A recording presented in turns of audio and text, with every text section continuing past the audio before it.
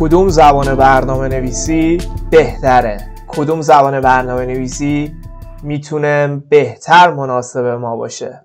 خب بچه ها، تو این قسمت قصد داریم که بررسی کنیم زبانهای برنامه نویسی که تاپن و لولشون بالاست و تو دنیا بسیار مطرحن.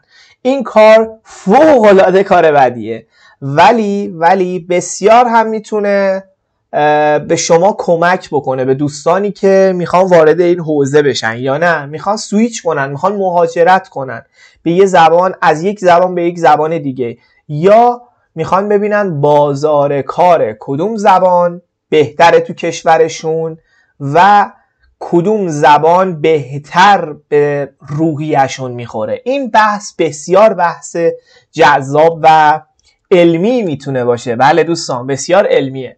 خیلی خوب، بدون هیچ وقت تلف کردن این کار رو انجام میدیم. فقط نکته‌ای که هست، من میخوام بین چه زبانهایی این مقایسه رو انجام بدم. من اگه باز بکنم مرورگر رو و بیام داخل یک جایی که بتونم تایپ بکنم، میتونم همین نوت رو باز بکنم. خب یه دونه نوت جدید من میتونم باز بکنم. زبانهایی که میخوایم بینشون بررسی بکنیم که کدوم میتونه برای ما بهتر باشه، همه زبانها تقریبا جزش میشه. بذارید اول من بیام اینجا یه سرچ میکنم تاپ پروگرامینگ لنگویج، ببینم برای من چیا رو میاره. خیلی خوب، میام تو اولین وبسایت TIOBE که حالا یک وبسایتی از اینجا هم برای ما گذاشته پایتون، جاوا اسکریپت، C++, SQL, Go, PHP, Swift, Rust. خب بین زبانهایی که میخوایم بررسی بکنیم، زبانهایی که من کار کردم از توی این لیست همشون هستن بجز این زبان Assembly Language, Prolog و زبان ارزم موضوع ویژوال بیسیک هم خیلی کم باش کار کردم. بقیه رو باهاشون تجربه دارم، میتونم شما رو به یک نظری، به یک نتیجه‌ای برسونم. اول از همه ببینیم پایتون یک زبانیه که صدر جدول قرار گرفته و واقعا هم حقش هست، ولی باید بررسی بکنیم که آیا پایتون میتونه جای گو رو بگیره یا برعکس، آیا گو میتونه جای پایتون رو بگیره. خب اول از همه بدونیم که چه زبانی باعث میشه که اون زبان محبوب و پر استفاده و قوی بشه. چیزی که باعث میشه یک زبان بسیار قوی بشه کامیونیتی اون زبان هست. دوستان، کامیونیتی یعنی چی؟ یعنی یه انجمنی که پشت اون یک تکنولوژی قرار گرفته. خودتون اگه بدونید میدونید که پایتون بسیار زبانی قویه، اما زبانی نیستش که خالی به درد بخوره. یعنی چی خالی؟ یعنی خشک نمیچسبه، باید یا سس بهش بزنی یا با یه چیزی بخوریش. میدونی چی میگم؟ یعنی زبانی نیستش که به تنهایی بتونه تو رو به نیازهات برسونه. زبانی نیستش که به تنهایی بتونی باهاش بکند بنویسی. بکند یک وبسایت نیاز به چی داری؟ نیاز به کتابخونه داری. کتابخونه هایی مثل HTTP یا کتابخونه‌ای مثل فست که البته اون میکرو فریم ورکه. خب توی این قضیه من نمیخوام کتابخونه رو با فریم ورک مقایسه کنم، اینو میذاریم واسه یه جلسه بعد که ببینیم اصلا کتابخونه چیه، فریم ورک چیه، میکرو فریم ورک چیه که لایبرری هم به کتابخونه میگن طبیعتا. ولی بریم برای مقایسش بین پایتون، گو، جاوا اسکریپت و PHP. اینا خوبن برای اینکه بتونیم مقایسه کنیم. حالا بعدها هم میریم و این لیست رو تکمیل میکنیم، تک تک اینا رو با هم مقایسه میکنیم. اول از همه باید در نظر بگیریم که میخوایم چی کار بکنیم با زبانمون، میخوایم چی کار بکنیم، چی یاد بگیریم، چه پروژه‌ای رو بزنیم. پایتون شروع میکنیم. من میام توی دسکتاپ و پایتون جاوا اسکریپت، فعلا جاوا نه ها، جاوا اسکریپت رو میریم، جاوا خالی رو نمیریم که خیلی هم با هم تفاوت دارن. PHP و گو. اینا رو من به ترتیب ننوشتم، این به این معنی نیست پایتون بهتر از جاوا اسکریپت، اینا به ترتیب نیستن، فقط همینجوری نوشتم جلو چشممون باشه. پایتون یک زبان مفسریه دوستان. مفسری یعنی چی؟ کامپایلری یعنی چی؟ مفسری میشه گفت ما دو نوع رویکرد کلی داریم برای اینکه کامپیوتر بتونه کدهایی که توسط انسان نوشته شده برای یک برنامه رو بتونه ترجمه کنه و بفهمه. دو رویکرد متفاوت داریم، بدون کامپایلری که دارم انگلیسی می نویسم، کامپایلری و مفسری یک ابزار دوستان که میاد خط به خط از بالا به پایین شروع میکنه کدها رو خوندن، ترجمه کردن به زبان کامپیوتر. این یعنی چی؟ یعنی اینکه وظیفه ترجمه این کدها توسط یک ابزار خارجی داره اتفاق میفته. ابزاری که شما نصبش میکنی، وقتی پایتون رو نصب میکنی مفسر پایتون هم نصب میشه و این مفسر میاد و کدها رو از بالا به پایین میخونه، ترجمه میکنه مفسرا و چیکار میکنه؟ به زبان ماشین درش میاره. این قضیه باعث میشه که یه سری خوبی داره یه سری بدی. خوبیاش اینه که توسعه سریع اتفاق میفته. زبان جاوا اسکریپت زبان کامپایلریه، خیلی عذر میخوام، مفسری پایتون هم همینطور، پی اچ پی هم به همین صورت و فقط گو توی این لیست زبان کامپایلریه. باعث میشه که شما کدی که نوشتی قابل توسعه باشه، نه اینکه کامپایلری نباشه ها، مفسری توسعهش راحت تره. نکته دیگه اینه که مفسری سرعت اجراش پایین تره، کامپایلری سرعتش بالاتره. توسعه توی زبانهای کامپایلری بیشتر طول میکشه، توسعه توی مفسری کمتر طول میکشه. سینتکس زبانهای مفسری معمولا راحت تر از کامپایلریه ولی این به این معنی نیستش که گو سینتکسش سخت‌تر از PHP یا جاوا اسکریپت یا پایتون باشه. اتفاقا برعکس، گو، چون من خودم زبان مورد علاقم و زبانی که بیشتر باهاش کار میکنم گوه، با اینا هم کار کردم و کار میکنم، ولی گو رو ترجیح میدم. اگه از من بپرسم پایتون یا گو، من گو رو انتخاب میکنم. البته بازم بستگی داره به کاری که میخوام انجام بدم.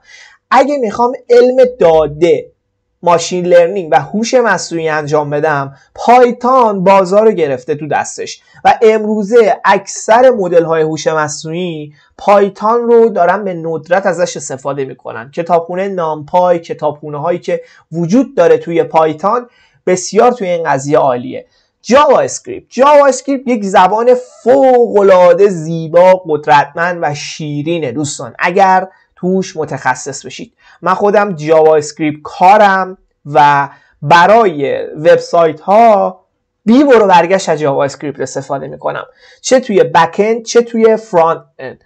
فرانت اند که جاوا اسکریپت کلا جاوا اسکریپته، یعنی جاوا اسکریپته که فرانت اند سمت وب رو گرفته تو دستش. بک اند هم جاوا اسکریپت خوب میتونه عمل کنه.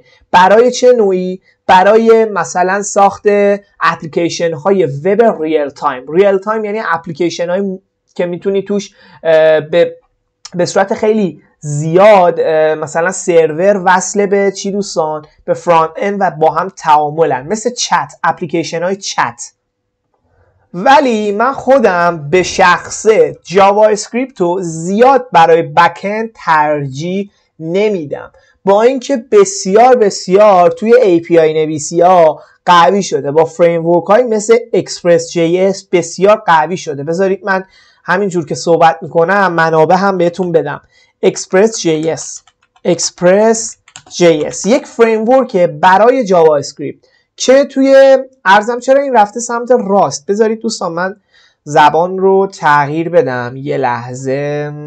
زبان نمایشی رو بذاریم چی؟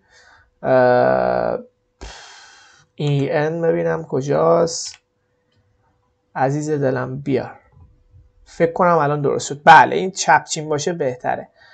خب Express.js یک فریمورک برای جاوا اسکریپت که توی بستر Node.js اجرا میشه. Node.js چیه دوستان؟ Node.js یک بستره، میشه گفت فریم ورک نیست، یک بستر اجراه که برای جاوا اسکریپت که روی سرور میتونید شما باش کار بکنی. یعنی تو بستر نود جی اس شما میتونید با سرور کار بکنی. از نظر امنیت به پای پایتون نمیرسه برای بک‌اند. چرا؟ چون مثلا شما بخوای با جنگو، یه وب فریم ورک برای پایتون، بک‌اند بزنی، خودش یه عالمه اومده از پیش چیکار کرده؟ نفوذهای امنیتی رو در نظر گرفته. یعنی از امنیت شما خیالتون با پایتون راحته که حداقل اگه خودم کاری نکنم خود فریم ورک برای من یه سری کارا رو کرده. ولی نود جی اس اینجوری نیست. باید خودتون به عنوان دیولپر دستی اقدام بکنید. این به این معنی نیستش که نود جی اس امنیت نداره ها، نه، شما خودتون باید امنیتش رو تضمین بکنید به عنوان توسعه دهنده.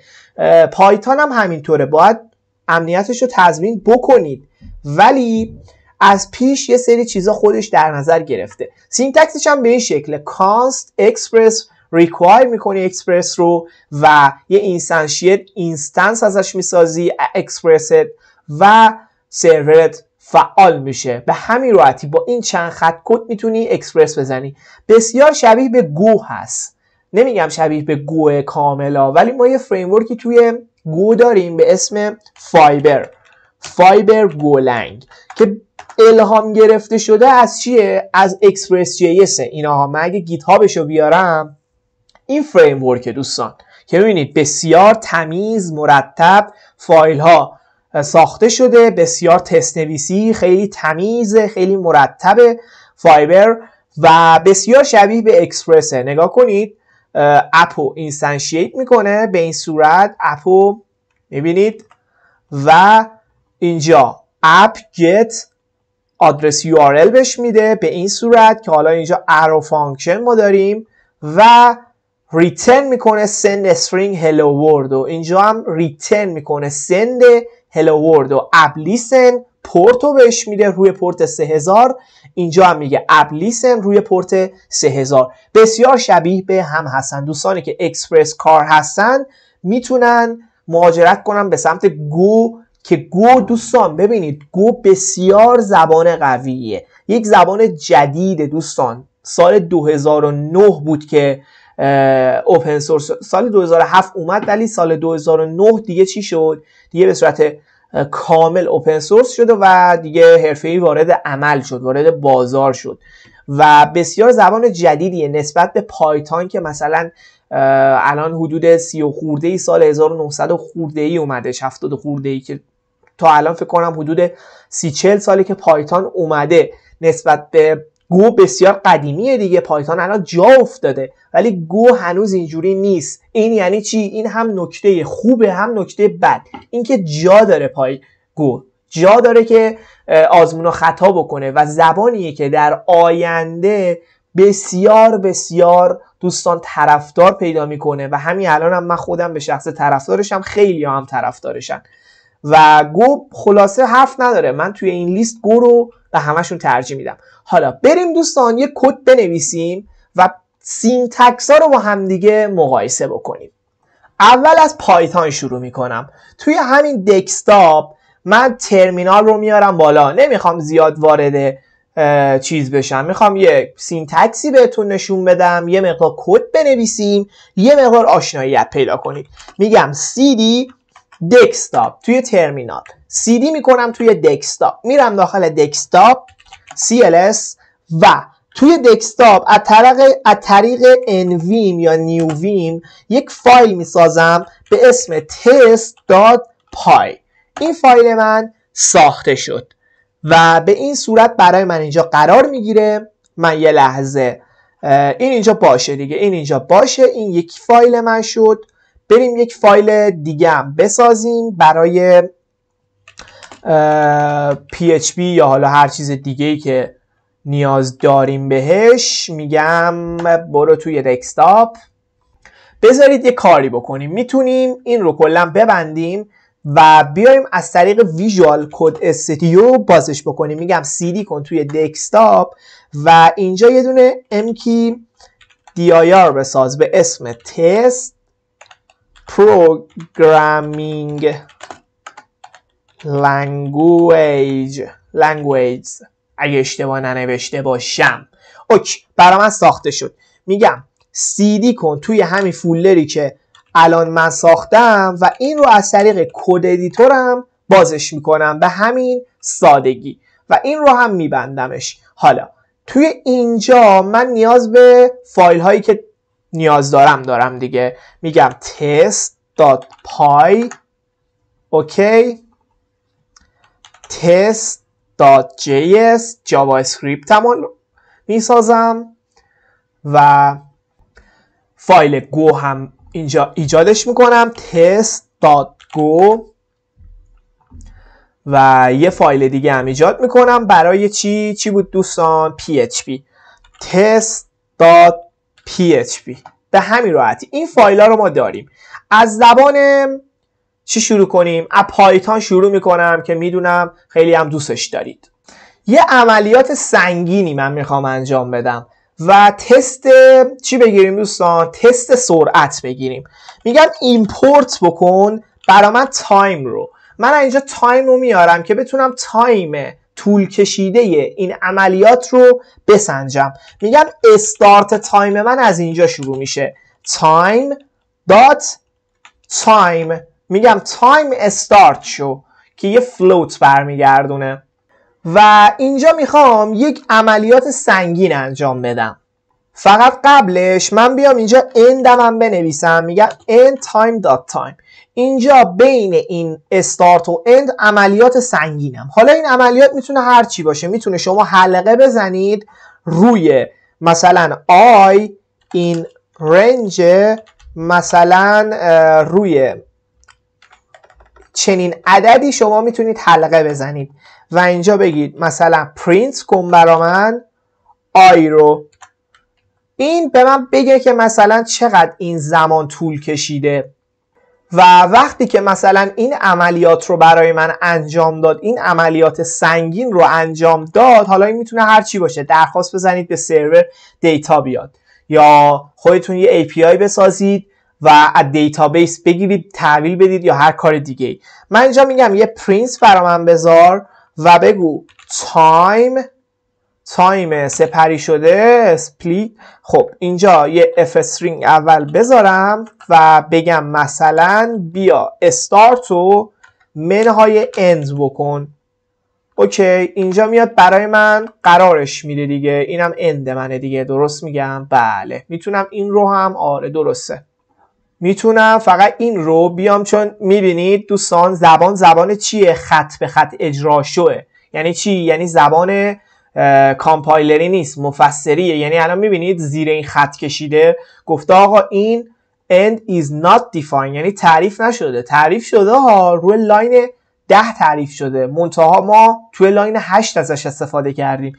این یعنی بزرگترین ایراد و اصلا مهم نیست، خیلی هم خوبه، ولی من بیشتر زبانهای کامپایلری رو دوست دارم چون سبک قدیم رو من بیشتر باش حال میکنم. حالا کاری نداریم به اینجور صحبت ها، فقط اینجا هم بگیم end و منهای استارت کن، چون استارت ما کمه دیگه، ممکنه عدد منفی در بیاد. حالا اینم ولش کن، بریم و این فایل رو اجرا بکنیم. چند تاست؟ از چند تا داریم ما حلقه میزنیم؟ بذارید اینجوری بکنم، روی 2 میلیون دیگه. 2 میلیون داریم حلقه میزنیم. بریم ببینیم چقدر طول میکشه دوستان. میگم که برا من پایتون چی رو اجرا بکن؟ test.py رو اجرا بکن. داره حلقه میزنه، حلقه 20,000 بار داره حلقه میزنه. اوه برو که بریم. یا علی مدد، یا خود امام. تازه روی چیه؟ تازه روی 39,000، 40,000، 45، 47,000، 50,000، 55، 56,000. اوه حاجی این تا 20,000 خیلی، تا 2 میلیون خیلی مونده. بذار من پاوز کنم. همین رو میخوایم توی گولنگ هم بریم بذار من پاوز کنم، این خیلی طول کشید. وایسا پاوزش کنم. دوستان یه نکته ای که هست اینه که من خب این قضیه‌ای که اگه میخواید انجام بدید، اگه سیستمتون یه مقداری مثل سیستم من چیزه، سعی کنید عدد رو بیاریدش پایین. خب چون این بالاخره به سیستمتون هم بستگی داره دیگه. ما داریم با یه عدد گنده این کار رو میکنیم. این مقایسه نمیگم مقایسه درستیه، ولی بذارید یه بار دیگه اجراش بکنم. الان بردمش رو 200,000. الان باید سریعتر این اتفاق بیفته. نظرتون رو 20,000 چیه؟ سیستم من دیگه کارش تموم شده. خب برو بریم. نه این بار دیگه اوکیه. 10 14 16 17 تمام. روی 8 ثانیه و خورده‌ای برای من چیکار کرد؟ این رو انجامش داد. همین کد رو من بیام توی گو بنویسمش. خب گو طبیعتاً بهتر این کد رو قراره هندل بکنه. من اینجا میگم یه پکیج مین دارم. این مین فایل قابل اجرای منه. اوکی. و اینجا هم من مثل پایتون ایمپورت میکنم. میگم ایمپورت کن پرانتز و میگم مثلا برای من fmt رو بیار، فمت رو برای من بیار و تایم رو هم برای من بیار. من اینا رو احتیاجش دارم. حالا اینجا یه فانک من میارم، چون این فانکشنال پروگرامینگ دیگه، زبان میشه گفت فانکشناله. همه چی توی گو فانکشنه. شما هر کاری بخوای بکنی و یه فانکشن براش بنویسی و این میشه سینتکس خوب پایتون. سینتکس پایتون دوستان بسیار سینتکس عالیه. یکی از بهترین سینتکس های کل زبان ها رو پایتون داره. پایتون یک زبان میشه گفتش که داینامیک تایپه. یعنی چی داینامیک تایپ؟ یعنی این استارتی که اینجاست یک نوع متغیره دیگه. این تایپش الان اینجا گفته، خودش فهمیده که آقا این تایپش فلوته، ولی توی زبان گو شما باید تایپ رو مشخص کنی. البته مثل زبان سی نیست. شما میتونی تایپ رو مشخص کنی یا نه میتونی بگی آقا داینامیک، مثل پایتون خود داینامیک برو بگیر هرچی هست. پس اینجا یکیش به نفع گو. چرا؟ چون گو هم از تایپینگ اطاعت میکنه هم از غیر تایپینگ. پایتون هم همینه ها. شما میتونید الان اینجا یه دو نقطه بذارید و بگید فلوت. الان شما اینجا بهش تایپ دادید، ولی زیاد از تایپینگ توی پایتون استفاده نمیکنن. اصلا برای تایپینگ ساخته نشده. اتوماتیک تایپ دوستان. یعنی اگه اینو بذارید هیچ اتفاقی نمیفته، نذارید هم اتفاقی نمیفته. ولی تو گو اینطور نیستش. تو گو تایپ خیلی مهمه. اصلا تایپ اسکریپت برای چی اومد؟ مگه ما جاوا اسکریپت نداشتیم؟ تایپ اسکریپت برای چی اومد؟ تایپ اسکریپت بزرگترین حسنی که به جاوا اسکریپت داد همین تایپینگش بود. همین که شما میتونید تایپ مشخص کنی، اینترفیس مشخص کنی. بله ما توی گو دقیقاً مثل تایپ اسکریپته. من اینجا میگم تایپ، یه تایپ دارم به اسم پویا. این تایپ منه. حالا تایپ من چیه؟ تایپ من استرینگه. دیگه این بعد من میخوام بگم مثلا یه چیزی استرینگه، به جاش میگم پویا. این تایپ من پویاه. بله ما تو گو این رو داریم. من نمیخوام بزنم تو سر پایتون ها، ولی گو رو بیشتر دوست دارم. میگم آقا استارت، یه دو نقطه میذارم بعدش مساوی رو میذارم. این یعنی چی؟ دقیقاً مثل همینه. مساوی رو اینجا ما گذاشتیم گفتیم استارت تایم دات تایم تایم دات تایم، یعنی تایم همین الان توی خط 3 رو قبل از اینکه این کد اجرا شه، چون خط به خط دیگه، این تایم رو بریز توی استارت. مثلا اینجا تایمش برفرض 0. وقتی این کد اجرا میشه اینجا تایم ما میشه 10 میاد ریخته میشه تو این، که 10 نشد دیگه، شد 8 و 1 و 1. و میگم آقا استارت من time dot now، میگم now تایم همین الان رو برای من بگیر. این یعنی now. حالا میام اینجا 4 میزنم، میگم 4 i برابر با 0 تا زمانی ادامه بده. اینجا گفتیم چی؟ 20,000. همین عدد رو برمیدارم، میگم تا زمانی ادامه بده که آی من کوچیکتر باشه از 20,000 و در نتیجه آی رو پلاس کن. این نوع حلقه زدن توی گوه. ما توی پایتون حلقه های متفاوتی داریم. مثلا ما وایل داریم، وایل، و اینجا بهش یه دونه کندیشن میدیم. یعنی چه کاندیشن؟ یعنی یه شرط بهش میدم، میگم اگه 1 بزرگتر از 2 بود اجرا شو.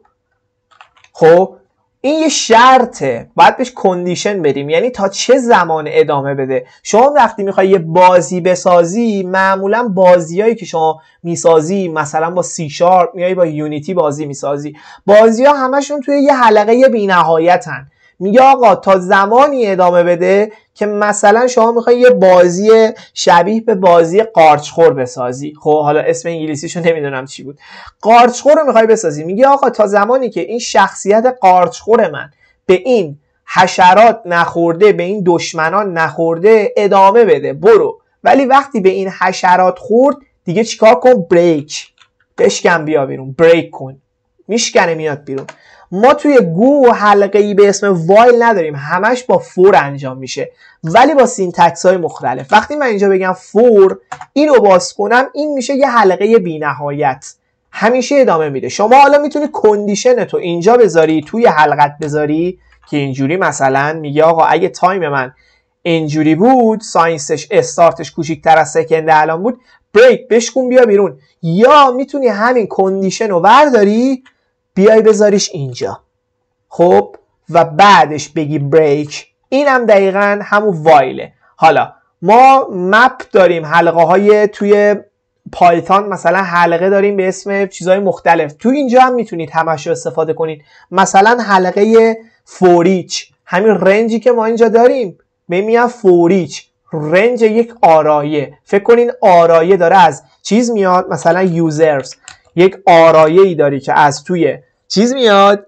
دیتابیس میاد و توش یه دونه مثلا دیکشنری داری، نیمه که میگی جان، ایمیلش هم میگی اینه و یه دونه دیگه هم داری برا من بسازه. اینا رو داری، اینا یوزراته که از دیتابیس اومده، میگی روی رنج یوزرز برا من بزن و تک تک یوزرها رو اینجا برا من نمایش بده. بله ما این رو توی گو هم داریم. توی گو میتونی اینجا بگی کی ولیو بگیره، اینجا میتونی بگی کی ولیو. اینو من میذارم اینجا میگم مثلا یوزر رو بگیر. حالا فعلا بذارید بهتون میگم، فعلا بذارید این کدو بنویسیم دیگه، رفتم تو فاز چیز. میگم آقا اینجا fmt.println، فقط باید اینجا برای اینکه پرینت کنی این پکیج استفاده کنی. پایتون اینجوری نیست، پایتون خودش پرینت رو داخل خودش داره، گو هم داره ها. گو هم شما میتونید fmt استفاده نکنی، مستقیم بگی پرینت. بله پرینت داره، پرینت ln داره، پرینت لاین داره، ولی از fmt استفاده کنی خیلی خیلی بهتره برات. میگی آی رو برا من اینجا اوکی کن، این میره حلقه میزنه، این اتفاق انجام میشه و بعدش میگم اند من رو مساوی قرار بده. وقتی دو نقطه رو میذارم یعنی تایپش رو خودت مشخص کن طبق این. الان نگاه وقتی روی این برم میگه تایپ این تایمه، میبینی دیگه نمیگه فلوت، میگه تایپش تایمه. ولی اینجا چی گفت؟ اینجا گفت تایپش فلوته. دیگه مهم نیست براش که آقا این تایمه نمیدونم چیه، میگه یه عدد دیگه، برای من مهم نیست تایم شماره موبایلت چیه. ولی این اینجوری نیست، میگه تایپش تایمه. این چیزیه که خیلی عالیه. و دوباره همین time dot now رو اینجا میزنم، میگم now بعد اینکه انجام دادی now چی میشه. حالا من اینجا باید بیام چیکار کنم دوستان؟ بگم که آقا همین کد درسته ها، ولی میتونم تو یه خط بنویسمش. همین که AI به من داده درسته، ولی میتونم بگم fmt.printf. printf یه مشکلی که زبان گو داره، چون زبان مثل زبان سی میمونه دیگه، زبان سی، سی پلاس پلاس مثل اون زبان ها، سمت اونوریه، سمت زبان های سطح پایینه. مثلا شما میخوای متغیر رو کنار رشته داشته باشی، تو پایتون ورژن 3 میگی f string، پشت استرینگت یه f میذاری، توی براکت یا بریکس باز و بسته میای و متغیرات رو تعریف میکنی. ولی توی گو اینجوری نیست. توی پایتون ورژن قدیم هم دقیقا مثل همین گو بوده، باید میومدی اینجا میگفتی مثلا رشته تو میذاشتی، میگفتی رشته من چیه، مثلا میگم تایم. خب اینجا چی گفتیم؟ اینجا گفتیم که اینجا هم همین رو میگیم. خب و اینجا باید یه پرسنتج بذاری، یه علامت درصد که بهش میگن پرسنتج، و دوباره از تایپینگ استفاده کنی. S یعنی استرینگ، V یعنی خودت تشخیص بده، T یعنی تایپش رو بهم بده، T بزرگ، F یعنی هیچی، D یعنی دیجیت عدد و الی غیره. من اینجا میگم V یعنی خود تشخیص بده، یه بکسلش n هم میزنم بره خط بعد. حالا اینجا میگم n.sub، سابش رو برا من بگیر، تفاوتش رو بگیر. end، این end منه، تفاوتش رو از استارت بگیر. dot second، تبدیلش کن به ثانیه و ثانیهش رو به من پاس بده. حالا من میخوام این کد رو اجرا بکنم، باید چیکار بکنم؟ خیلی کار راحتی دارم. میام اینجا، این چقدر بود؟ 8 و 11 بود، پاکش کردم دیگه، 8 و 11 بود. حالا ما میگیم 8 ثانیه و اینجا میگم گو ران بکن test.go رو بریم ببینیم دنیا دست کیه. ببینید صورتو، تازه من بیلدش نکردم. فکر کنید بیلدش کنم چی میشه؟ بذارید بیلدش کنم، تو بیلدم بهتون بدم 8 و 4. این تو حالت غیر بیلده ها دوستان، نگید چرا این انقدر کندتر از چیز بود. کند که نبود، بازم تو غیر حالت بیلدش هم سریعتر از پایتون بود.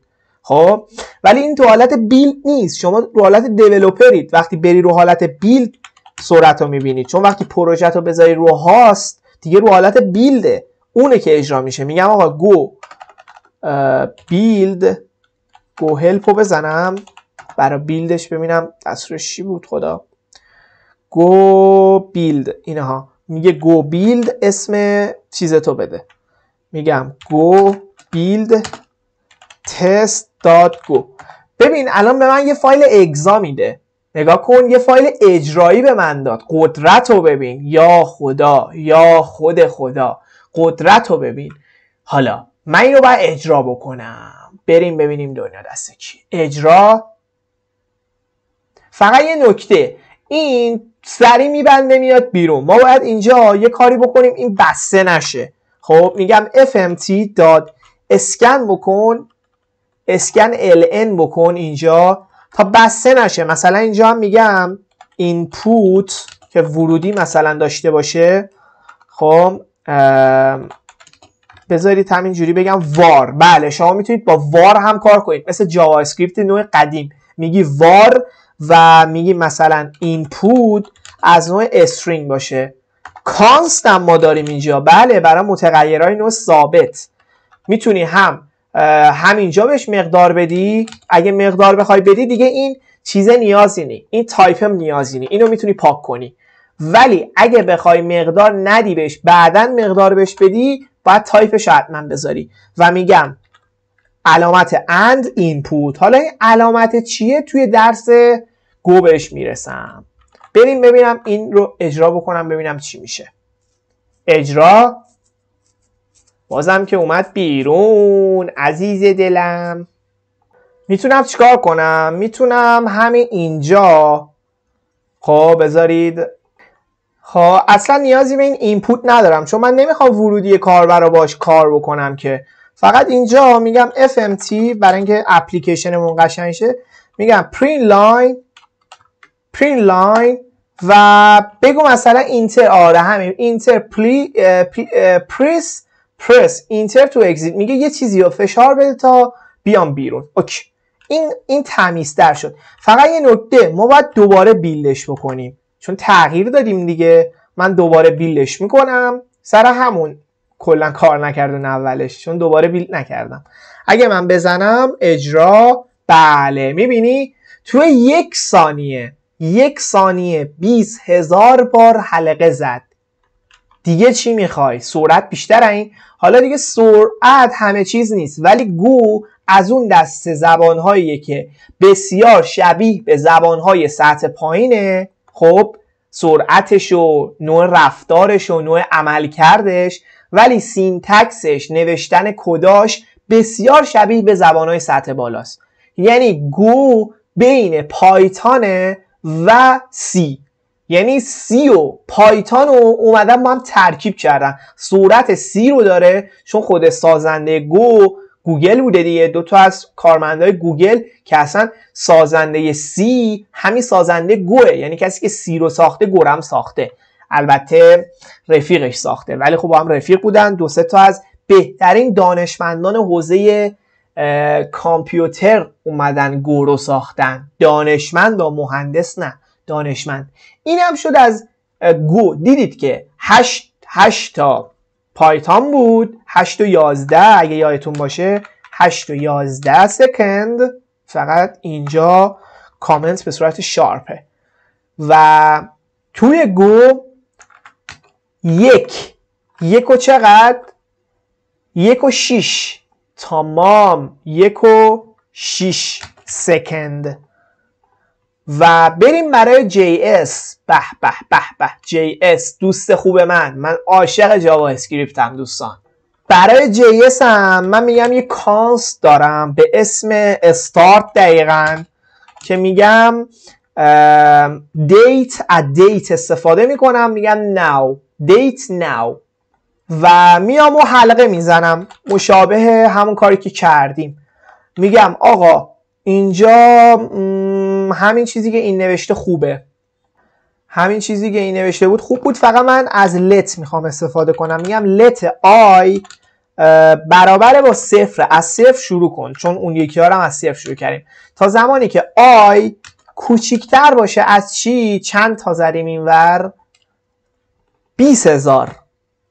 تا زمانی که کوچیکتر باشه از 20,000. توی تمام زبان‌های برنامه نویسی میتونید با آندرلاین عددا رو از هم جدا بکنید که بهتر متوجه بشید. آی کوچیکتر از این بود، آی رو پلاس پلاس بکن و اینجا هم میگم لاگ بگیر، console.log آی رو. به همین سادگی، خیلی کد ساده ایه. حالا const end دوباره لاگ بگیر، بگو اینجا چی گفتیم؟ همش یادم میره، یادم نمیره، میخوام کپی بکنم وگرنه یادم نمیره. و فقط اینجا بیام از بکتیک استفاده بکنم، از بکتیک که بتونم بگم آقا تایم من رو توی براکت. میبینید اینجا هم دقیقا ما همون اف استرینگ رو داریم. یا توی گو ما چیکار میکردیم؟ توی گو میومدیم اینجا پرسنتج میذاریم. به نظر من این باید توی گو اصلاح بشه، یعنی گو در آینده میاد این کارو میکنه، چون گفتم زبان جوونیه نسبت به چیزهای دیگه. پایتون هم قبل ورژن 3 یعنی ورژن 1 و 2ش این شکلی بود دقیقاً، ولی اومدن اف استرینگ رو اضافه کردن. گو هم میاد یه چیزی اضافه میکنه مثل همون اف استرینگ که ما دیگه نخوایم این کارو بکنیم، بیایم تو پارامتر دوم و بعد حالا اینجا پرینت. شما اگه بخوای خود استرینگ رو اینجوری کنی باید بگی fmt.sprintf. نگاه کنید sprintf اگه نخواید خروجی بگیرید، چون این printf میاد خروجی میده بهتون تو کنسول، ولی این sprintf فقط یه رشته برات میسازه که رفتارش هم مثل همینه. این باید پاک شه به نظر من از گو. و میگم end رو منهای استارت بکن و اینجا میلی سکنده، به من میلی سکند میده، برای اینکه به ثانیه تبدیل شه تقسیم بر 1000ش میکنم. فقط دیگه بیرون نه دیگه، باید داخل همین این تقسیم بر 1000ش بکن. تقسیم بر 1000 شد. جاوا اسکریپت هم از PHP سرعتش بالاتره، هم از پایتون. جاوا اسکریپت هم زبان فوق العاده قدرتمند و سرعتش هم خیلی بالاست، یعنی نزدیک به گوه. یعنی نود جی اس بسیاری سرعتش نزدیک به گولنگه. من اینجا میگم نود چی رو اجرا بکن؟ test.js رو اجرا بکن. ببینید برای من اجرا میشه، اجرا. حالا شاید بپرسید چرا اومدی گو رو خروجیشو اگزا گرفتی، یعنی بیلدش کردی اینا رو ولی بیلد نمی کنی، زرنگی ها. ولی نه آخه دوستان، چرا من اومدم بیلدش کردم؟ چون گو خاصیتش اینه، گو یه زبان کراس پلتفرمه، یعنی شما باید بیلدش بکنی. مثلا میخوای وبسایت درست کنی، کدتو درست هستش میکنی، ولی اون بیلد است که در نتیجه بهت جواب میده. ولی مثلا برای پایتون تو بخوای بیلدش بکنی تو سرعتش تفاوتی نمیکنه. تازه خود پایتون هم نمیتونه بیلدش بکنه، باید بری یه پکیج نصب بکنی که بتونه کدای پایتون رو بیلد بکنه، به اگزا تحویلت بده. یه فایل اجرایی که تو بتونی تو مک، ویندوز، تو هر چی تو میتونی پایتون گو رو اجرا بکنی. یه زبان کراس پلتفرم دیگه. فقط این نمیدونم چه عددی به من داد. بذارید من این تقسیم بر 1000 رو یه دقیقه بردارم ببینم دقیقاً چه عددی به من داد. یه بار دیگه اجرا میکنم ببینم تو چند ثانیه طول میکشه. خیلی طول کشید دوستان، خیلی رفت بالای 8 دقیقه 8 ثانیه. بذارید اوه خیلی طول کشید. 15 ثانیه اگه اشتباه نکنم. 15 ثانیه نشد. میتونم یه کاری بکنم، من این دوتا رو از هم منها بکنم، تو پرانتز بذارمش، ریاضیه دیگه، من تقسیم بر 1000 بکنم خب که نتیجه خوب بگیریم دیگه. میگم آقا چیز این رو تقسیم بر 1000 کن، نتیجه این رو. الان درسته، اون موقع اشتباه بود. الان دیگه بهمون میده. حالا 3 بارم اجرا کردیم نوت جی اس و سرعتش الان تنظیم میشه دیگه. این نوت جی اس دوستان، نوت جی اس که همون جاوا اسکریپته ولی تو بسترهای زیبا. خب میبینید که 10 ثانیه شد دوستان، 10 ثانیه. یه بار دیگه 1001 1002 1003 1004 1005 1006 1007 1008 1009 1010. بله همون 10 ثانیه شد دوستان. الان شد 9 ثانیه. ما همین 9 ثانیه براش در نظر میگیریم، 9.5 سکند. پس چی شد؟ پایتان 8 بود. ایول، یعنی چی؟ یعنی جاوا اسکریپت و پایتان هم اینجا ضعیف عمل کرد. ولی این به این معنی نیست دوستان، یه موقع بد براش نکنید، به این معنی نیستش که جاوا اسکریپت و پایتان سرعتش کمتره. اولا اینکه سرعت همه چیز نیست. خب سرعت همه چیز نیست. چیزی که یه زبان رو قوی میکنه کامیونیتی اونه، یعنی کتابخونه ها و ابزارهایی که برای اون زبان وجود داره، که پایتان توی این قضیه حرف اول رو میزنه، بعدش جاوا اسکریپت دوستان، بعدش پی اچ پی، بعدش گوه. خب اگه بخوای از نظر کامیونیتی بهش نگاه بکنی، چون گفتم که گو یه زبان جدیده هنوز به قد، چون پایتان الان 30 ساله که اومده، 40 ساله اومده، جاوا اسکریپت هم همینطور، پی اچ پی هم همینطور. اینا از گو خیلی سنشون بیشتره، راحت 20 سال ازشون جوان‌ترن. خب گو هم اگه 10 سال 20 سال دیگه بگذره، نه تنها پایتان پی اچ پی جاوا اسکریپت رو رد میکنه، بلکه یکی از بهترین زبان‌ها برای توسعه بک‌اند میشه، چون توی میکرو سرویس ها فوق‌العاده است زبان گو. کراس پلتفرم، سینتکس خیلی خوبی داره. نگاه کنید سینتکسشو، دقیقاً مثل همین جاوا اسکریپت یا مثل گو میمونه. تو پی اچ پی هم بریم تستش بکنیم دوستان. و خلاصه این زبانهایی که الان بهتون گفتم، حالا در آینده بیشتر زبانها رو مقایسه میکنیم، فریم ورک ها رو مقایسه میکنیم و اینجور کارا. و الان اینا میبینید این یکو گو، جاوا اسکریپت و پی اچ پی و پایتون، هر کدومش رو انتخاب بکنید سود کردید. یعنی هیچ ضرری توی انتخاب بین این 4 تا شما نمی کنید. همشون هم برای وب مناسبن، هم برای اپلیکیشن های بک‌اند مناسبن، هم برای بک‌اند برای موبایل دیولپرها، هم برای میکرو سرویس دیولپرها. البته برای میکرو سرویس گو بهتره. برای یادگیری ماشین و علم داده پایتون خیلی خوبه بین اینا. برای فول استک کار کردن، یعنی اینکه شما با یه زبان مثل PHP بیای هم بک‌اند تو هم فرانت تو بزنی، PHP خوبه. برای اپلیکیشن های موبایل جاوا اسکریپت عالیه. برای سینگل پیج اپلیکیشن ها که شبیه به اپلیکیشن های موبایلن ولی تو بستر وب اجرا میشن، جاوا اسکریپت عالیه. برای کارهای عرضم به حضورتون روزمره، یعنی شما میخواید همینجوری پروژه بزنی برای خودت، کارهای دانشگاهی، همه اینا عالیان. گو عالیه. ولی بین اینا من خودم گو رو اول پیشنهاد میکنم، گو رو خیلی بیشتر از همه دوست دارم. بعدش پایتون هست، بعدش جاوا اسکریپت، بعدش پی اچ پی هستش، که به ترتیب اگه بخوام بگم گو، پایتون، جاوا اسکریپت، پی اچ پی آخری است که من همیشه رجوع میکنم بهش. ولی این به این معنی نیست که PHP زبان خوبی نباشه. PHP بسیار زبان خوبیه. توی این اخیر هم دقیقا همینو من میخوام، میکرو تایم، توی این اخیر هم بسیار سرعتش رفته بالا. توی ورژن PHP 8 به بعد، الان PHP سیستم من چنده؟ PHP-V PHP 8.4 هست، یعنی جدیدترین نسخه PHP 8.4.2 که جدیدترینه. بسیار سرعتش رفته بالا، یعنی از میبینی زد انجین داره، بسیار سرعتش بالاست. از PHP 7 به بعد سرعتش فوق العاده 2 برابر شد. حتی پایتون هم سرعتش بیشتره. بله دوستان درست شنیدید، PHP از پایتان هم سرعتش بیشتره برای وب.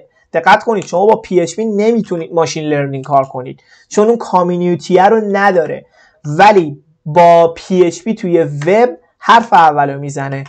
همین کدو می نویسم، دقیقاً هم نحوه حلقه نوشتنش مثل جاوا اسکریپته. میبینی let I save ++، اینجا هم باید دلار ساین بذاری برای تعریف متغیر. توی گو چجوری بود؟ توی گو هم دقیقاً به همین صورت بود. دیدید توی گو هم گفتیم آی کوچیک‌تره این ++. دقیقاً این یکی از قدیمی ترین و سنتی ترین روش حلقه زدنه.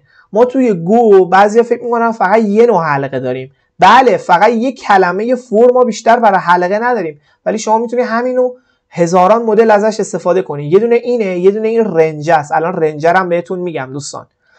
و اینجا بذارید بگم که اکو بکن برای من چی و دلار آی رو. فقط باید سیمیکولن رو توی PHP حتما بذارید. این سیمیکولن حتما باید باشه. توی گو ما سیمیکولن نداریم، توی پایتون ما سیمیکولن نداریم، توی جاوا اسکریپت سیمیکولن داریم ولی میتونی هم نذاری، یعنی نذاری بهت ارور نمیده، ولی PHP اگه نذاری بهت ارور میده. و توی پایتون برای اینکه شما مثلا بنویسی همین فوری که ما اینجا نوشتیم، برای اینکه بدنه فور تو تعیین کنی، بگی آقا این فور من کدای داخلش رو اجرا کن، باید بهش ایندنت بدی. میبینی من اینجا 4 تا اسپیس زدم، یه دونه اسپیس، 2 3 4 تا، به این میگن ایندنت یا یه دونه تب. اگه ایندنت بهش ندی کدت خطا مواجه میشه. این ایندنته من خودم زیاد زبانی رو انتخاب نمی کنم که ایندنت داشته باشه. این ایندنته یکم اذیت کننده است. اگه یه ایندنت کم و زیاد بدی تو برنامه‌ات ممکنه که چی بشه؟ اون برنامه به کل خراب بشه. ولی مثلا تو PHP ما ایندنت برامون مهم نیست، با براکت بلوکو تعیین میکنیم. من اصولا زبانی که با براکت بلوکو تعیین کنه بیشتر دوست دارم. چرا؟ چون سینتکس داره. زبان پایتون سینتکسش کمتره، یعنی انگار که این برای بعضیا یه حسنه ها، میگن آقا ما 2 خط کد مینویسیم سینتکس کمتر. یعنی چی؟ یعنی شما انگار داری مثلا یه چیز انگلیسی تایپ میکنی، کد نمینویسی. خب ولی توی PHP، جاوا اسکریپت و گو این سینتکس رو داری، سینتکسش خیلی پرتره، میدونی چی میگم؟ ولی پایتون اینجوری نیست، سینتکس کمتری داره نسبت به زبانهای دیگه. کلا ایندنت خیلی چیز مشکلیه از نظر من. ایندنت اگه نداشت خیلی بهتر بود. البته خیلی ها دوست دارن، میگن ما چون ایندنت داره کلا دوستش داریم پایتون رو، چون براکت نداره دیگه شما براکت نداری در عوض. خب حالا باید اینجا هم پرینت اکو بکنیم دیگه. فقط یه حسنی که داره نگاه بکنید دوستان، بذارید همین متن رو بردارم، شما اینجا اکو رو میذاری و اینجا خیلی راحت دابل کوتیشن میذاری و میتونی متغیرت هم توش استفاده کنی. میگی دلار اندو منهای دلار استارت کن. البته ما چون اینجا داریم عملیات انجام میدیم باید بذاریمش توی براکت، اینجوری باشه بهتره، ولی این رو هم باید ببندم دیگه. ولی خب این یه مقدار چیز دیگه داره اذیت میکنه. بذارید من از این طریق استفاده کنم، میگم دلار اند رو منهای استارت بکن و براکتمون هم که گذاشتیم اینجا هم یه دونه اسپیس بهش بدم. فقط یه نکته‌ای که هست خواستم بگم، شما میتونید اینجا PHP رو ببندید، علامت سوال و علامت بزرگ یا کوچیک، اینجا PHP باز شده، اینجا بسته شده. حالا شما میتونید اینجا HTML بنویسی، یعنی بگی مثلا H1 اینجا HTML بنویسی، خروجیشو تو مرورگر بگیری، اینا رو کدای منطق تو اینجا بنویسی، اینجا منطق تو نشون بدی. چقدر خوبه این زبان، خیلی قدرتمنده برای وب. همین که شما میتونی PHP رو با HTML قاطی کنی، یعنی این که چی؟ یعنی قدرتمندترین زبان برای وب. درسته با پایتون هم میتونی این کارو بکنی، ولی از طریق جنگو میاد چی کار میکنه؟ اولا اینکه جنگو فریم ورکه، بعدش هم باید کلی داستان داره برای اینکه شما بتونی HTML رو قاطی پایتون بکنی. با فریم ورک داری این کارو میکنی، ولی خود زبان داره این قابلیت رو بهت میده. ما داریم راجع به خود زبان حرف میزنیم، راجع به فریم ورک ها توی جلسات بعدی حرف خواهیم زد. میگم PHP برای من چی رو اجرا بکن؟ test.php رو اجرا بکن. اوه اینجا یه اینتر باید میزدم دوستان، بذارید اینجا. البته گفت دیگه اینها. میبینید تایممون چقدر شد؟ توی 2 ثانیه 2.1 ثانیه 2.1 صدم ثانیه. میبینید؟ فقط بذارید من اینجا یک \n بذارم که بره خط بعد، یا میتونم بگم PHP underline equal. آره میبینی EOL که میاد همون \. میذاره. میبینید این EOL همون چیزه. PHP خیلی زبان خوبیه دوستان، باید قدر PHP رو بدونید که هستش برای وب. میبینید الان اینتر خورد و رفت پایین. کاش که اینجا هم یه اینتر میذاریم، البته اون بالا میزنه. توی 7 ثانیه. پس چرا اولش شد 2؟ یه بار دیگه اجرا بکنم. این فکر کنم باید ادیت شفت کنم 7، ولی دیدید که سرعتش از پایتون هم بیشتره. 7 و خورده ای. دیدید از پایتون هم سرعتش بیشتر بود. این هست قدرت PHP. خب پس الان من یه مقدار نظرم تغییر کرد. اول گوه از نظر من، چون هم گو سینتکسش خوبه، کارایش خوبه، کاربردش عالیه و توی خیلی جا میتونید استفاده کنید. فریم ورک های بدی هم نداره، جینو داره، کتابخونه های زیادی داره، از گیت هاب میتونید دانلود کنید. اول گوه، بعد ببینم این چند شد، بعد PHP، بعد جاوا اسکریپت، بعد پایتون. این شد از این موضوع. برای جلسه بعدی هم میریم و پروژه خودمون رو شروع میکنیم دوستان. پروژه 30 روزه، هر روز یک مقدار از پروژه رو پیش میبریم. فعلا میبینمتون.